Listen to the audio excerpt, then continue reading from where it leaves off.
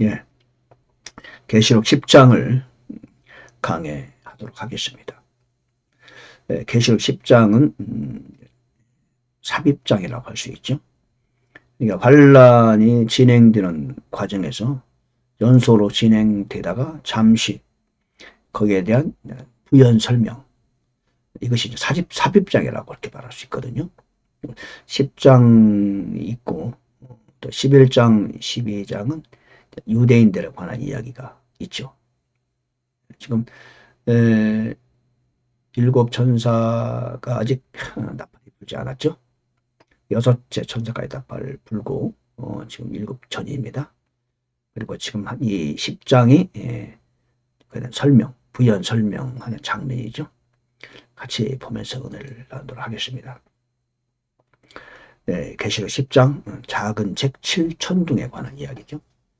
힘센 다른 천사 7천둥, 하나님의 신비성지 달고 쓴 작은 책, 이렇게 제가 소제목을 정해봤습니다. 자, 힘센 다른 천사가 나와요.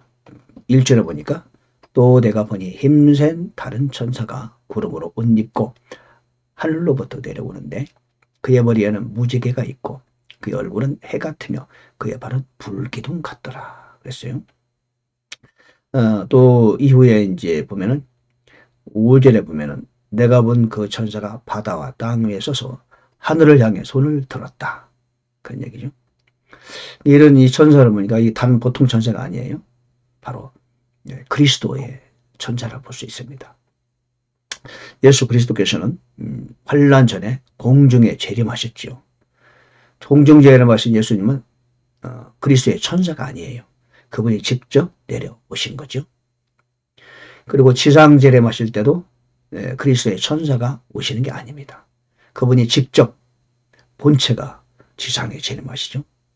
즉 우리 예수님께서는 환란 시기에 공중에 직접 오시고 그 다음에 지상 재림하실 때 또 직접 오시는 거죠.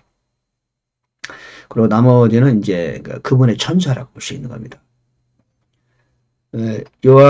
사도 요한에게 이 계시록을 전해주는 분도 그리스도의 천사시죠.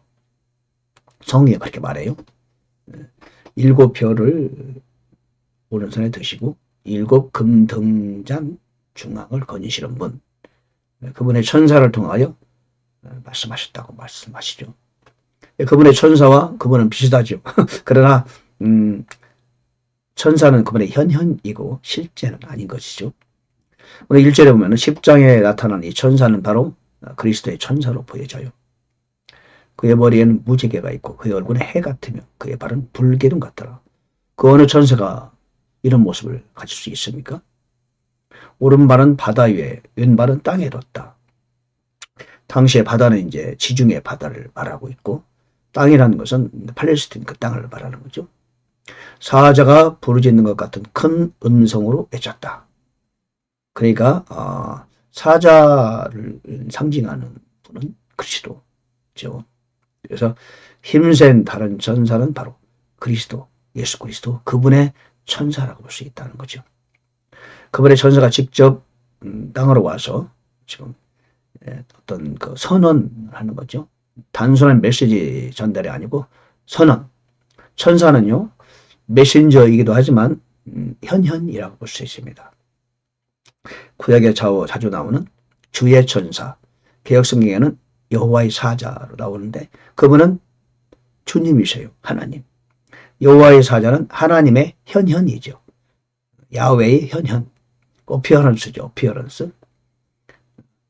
그러니까 천사는 메신저이기도 하면서 메신저 역할을 하죠. 가브리엘 천사 또는 미가엘 천사, 메신저죠. 하늘의 메시지를 전하는 자. 또한 천사는 주의 전사 여호와의 사자는 바로 주의 현현, 하나님의 현현이라고 볼 수 있습니다. 사도 요한에 나타난 그 천사는 바로 그리스도의 천사라고 볼 수 있고 오늘 이 10장 1절도 그리스도의 어피어런스, 현현이라고 볼 수 있겠습니다. 힘센 다른 천사는 바로 그리스도의 천사를 의미하죠. 그렇게 저는 해석이 됩니다. 두 번째, 일곱 천둥에 관하여 지금 말하고 있어요. 사자가 부르짖는 것 같이 큰 음성을 외치니 그가 외칠 때에 일곱 천둥이 자기 음성을 내어 말하더라. 일곱 천둥이 자기 음성을 내서 말했어요. 일곱 천둥이 말할 때 내가 기록하려고 하다가 들으니 하늘로부터 한 음성이 나서 내게 이르기를 일곱 천둥이 말한 그것들을 봉인하고 기록하지 말라 했습니다. 그래서 기록을 하지 않았어요. 그럼 일곱 천둥이 도대체 뭘까? 많은 이제 성경 연구가들, 신학자들이 일곱 천둥에 관하여 이제 언급을 하는데, 찾아내기 쉽지 않죠. 계시록이 마지막 책인데, 왜 기록하지 말라고 했을까? 일곱 천둥은 도대체 무슨 얘기였을까? 여러분 어떻게 생각하십니까? 저는 일곱 천둥에 관한 걸 좀 기도하며 생각하다가, 확정적으로 드릴 수는 없지만 계시록 19장에는 예수님의 지상 재림에 관한 이야기가 나옵니다. 거기에 보니까 우렁찬 천둥들의 소리도 같기도 하는 음성이 이르되 할렐루야 주 하나님 곧 전능하신 분께서 통치하셨다 이렇게 나와요. 그러면서 이어서 어린 양의 혼인잔치가 일어났다. 그리고 11절에 보면 하늘이 열린 것을 보니 보라 흰 말이라 그 위에 타신 분은 신실하시니 참되시니라 불리리다. 그분은 의로 심판하며 전쟁을 하시느니라. 제가 보기에는 일곱 천둥에 관한 이야기는 예수님의 지상 재림에 관한 사건을 말하는 것이 아닌가. 왜냐하면 지금 계시록 책은 마지막 책이고요. 일곱 천둥이라면 벌써 어떤 경천동지할 일이 벌어지고 그런 거 아니겠어요? 그렇지 않으면 천둥이 들어갈 이유가 없죠. 그렇다면은 예수께서 지상 재림하는 그런 사건에 관한 예고가 아니겠는가. 그리고 그때는 어린 양의 혼인잔치 관련 이제 그 건의가 아니겠나 저는 그렇게 보고 있습니다. 천둥이란 말이 또 나오거든요. 6절에 19장. 우렁찬 천둥의 소리 같기도 한 음성이 있었다. 일곱 천둥은 비밀이니까 그건 예수 그리스도가 곧 이제 있게 될 주님의 지상 재림에 관하여 이렇게 미리 예고하신 것이 아닌가 저런 게 들립니다. 그리고 19장에 가면은 지상 재림하는 장면이 소개되고 있죠. 그리고 아마겟돈 장면이 일어나고요. 지상 재림에 관한 좀 더 자세한 하나님의 메시지가 아니었는가.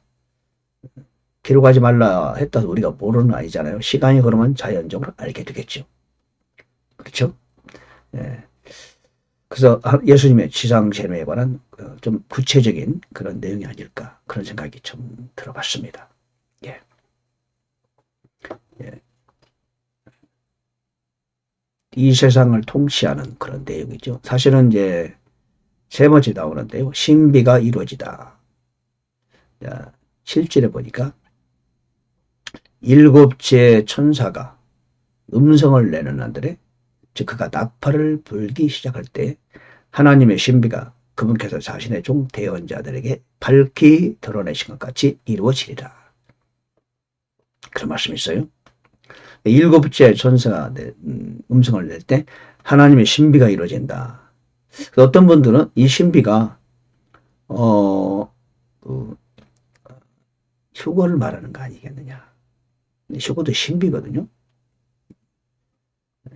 신비가 이제 이게 이루어진다. 휴거도 하나의 신비인데 바로 그 신비 휴거에 관한 얘기가 아니냐. 그래서 휴거는 환난 전 휴거가 아니라 환난 후 휴거한다. 모든 성도들이 환난을 통과하게 된다. 이 10장 7절을 보면 알 수 있다. 여기서 말하는 하나님의 신비가 자신의 종 대언자들에게 밝히 드러내셨는데 그것이 바로 휴거를 말하는 것이다. 그렇게 말했어요. 그런데 그 일곱째 천사가 나팔을 부는 상황에 대해서 지금 10장인데 11장 15절에 나옵니다. 일곱째 천사가 나팔을 불매 하늘에 큰 음성이 있어 가로되 이 세상의 왕국이 우리 주와 그분의 그리스도의 왕국이 되었고 그분께서 영원토록 통치하시도다. 즉 일곱째 천사가 나팔을 불면서 그에 대한 어떤 선언이냐, 이 세상 왕국이 이제는 우리 주님께 접수가 되었다.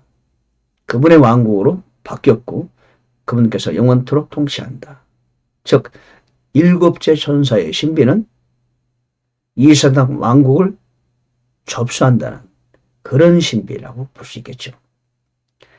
예수께서 이 땅에 오셔서 이 세상 왕국을, 이 세상 왕을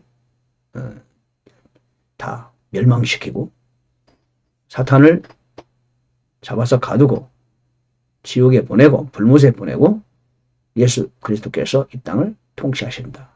그럼 구약 때부터 하나님께서 대언자들을 통하여 예언하신 바가 같다. 그거 아니겠어요? 결국 10장 7절에 나오는 하나님의 신비는 일곱째 천사 그대로 언급한 것 같이 11장 15절에 일곱째 천사가 나팔을 불면서 이 세상 왕국이 그리스도에게 이제 통치된다는 그런 신비의 해석이 아니겠습니까? 저는 그렇게 보고 있어요. 신비가 이루어진다. 지금 그렇게 예고하고 있습니다. 세 번째죠.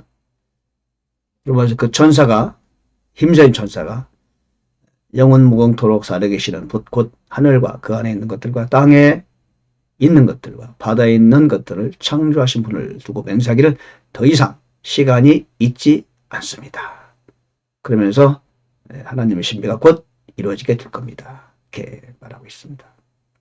즉 하나님의 신비는 다른 신비가 아니고 우리 예수 그리스도께서 이 세상 왕국을 통치하게 해주시는, 접수하게 해주시는 그런 내용을 담고 있다고 보는 것이죠.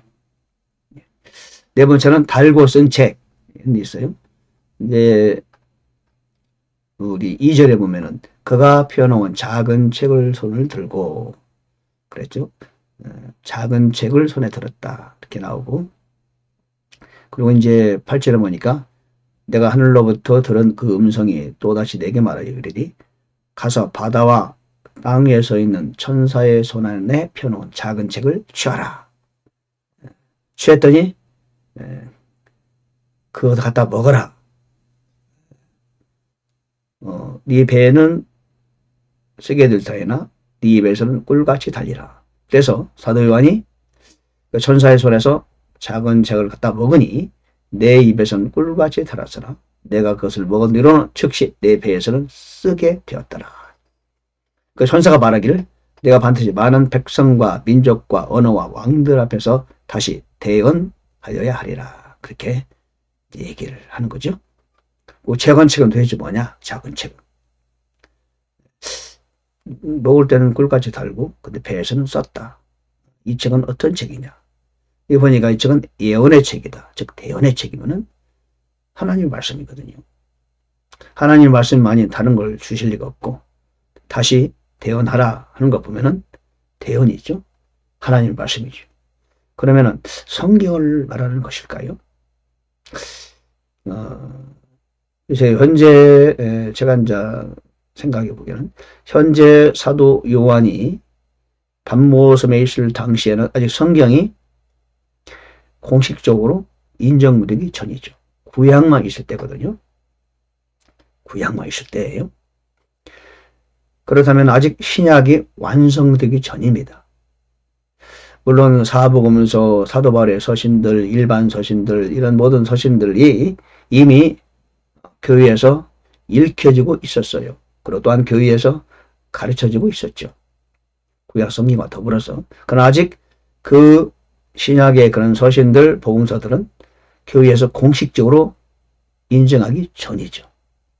계시록을 쓸 때까지라도 아직 교회에서 공식적으로 인정하기 전이었어요. 그렇다면 하나님께서는 지금 여기서 바로 그 신약 성경을 말하는 것이 아니겠는가. 물론 계시록을 포함한 신약 성경이죠. 그것을 다시 대언하여 하리라. 지금 사도 요한에게 말씀하시는 것이기도 하지만 사실 모든 성경 말씀은 오늘날 저와 여러분이 객관자가 돼서는 안 되거든요. 하나님은 우리와 저와 여러분에게 주신 말씀으로 볼 때 작은 책은 신약 성경을 말하는 것이 아니겠는가. 물론 거기에 계시록이 포함된 신약 성경이죠. 왜 작은 책이라고 했을까? 왜? 이미 기존에 있는 구약 성경보다 신약 성경은 작잖아요. 약 4분의 1 정도 분량이거든요. 929장, 구약은 신약은 260장이니까 4분의 1, 약 4분의 1가량 됩니다. 페이지로 말하면 대한성서 공에서 나온 페이지로 말하면 1331페이지, 463페이지입니까? 그 정도 되죠? 다 합해서 1753페이지니까. 그렇다면은 약 4분의 1가량. 그러니까 작은 책이라고 봐야죠. 이 작은 책은 바로 신약 성경을 말하는 것이 아니겠느냐. 그리고 이 책에 관련된 이 말씀들을 백성과 민족과 언어와 왕들 앞에서 대언하라, 이런 뜻이죠. 여러분, 우리는 왜 근데 달고 쓴가요? 여러분, 말씀은요 가까이 할수록 달아요. 달잖아요. 여러분, 그 말씀을 다른 것을 느끼셔야 합니다. 근데요, 말씀이 내가 소화가 되잖아요. 그 다음부터는 우리 인생은 쓴 것을 경험하게 돼요. 왜? 말씀대로 살고 말씀을 알면 할수록 사람들이 인정하는 게 아닙니다. 말씀을 전하고 말씀을 외치고 그럴 때 말씀을 많이 하는 사람이 요즘 인정받는 시대가 아니에요. 언제나 마찬가지였어요. 말씀을 알고 행하는 사람은 어디서나 쓴맛을 경험합니다. 지금도 마찬가지예요. 저는 말씀을 약 40여 년간 연구했는데 말씀을 이렇게 올바로 연구를 하다 보면요, 기존의 신학과 달라져요. 왜? 기존의 신학은 그냥 학문을 연구합니다. 그러나 우리가 기도하고 영적으로 말씀을 깊이 보다 보면은 기존의 신학자들이 알지 못한 것을 말하게 돼요. 그러면은 환영받는 게 아니고 오히려 이렇게 좀 적대시하는 경우가 많습니다. 그래서 기독교 역사를 통해서 볼 때도 성경을 깊이 연구한 사람들은 오히려 외면당하고 손가락질 받고 더 나아가서 이단이네 이런 얘기도 듣고 그래요. 말씀이 내 입에 달면 달수록 어찌 보면은 내 배에서는 쓰게 되었더라. 예, 그런 뜻이 아닌가 저는 그렇게 생각합니다. 자, 오늘은 작은 책 7천종에 관하여 같이 은혜를 나눠봤어요. 힘센 다른 천자는 바로 그리스도의 천사를 의미하는가 저는 보고 있습니다. 하나님의 신비 성취는 바로 이 세상을 접수하고 통치하시는 그런 신비를 가리킨다고 저는 말씀을 드렸습니다. 예, 감사합니다. 오늘 10장을 마쳤습니다. 할렐루야.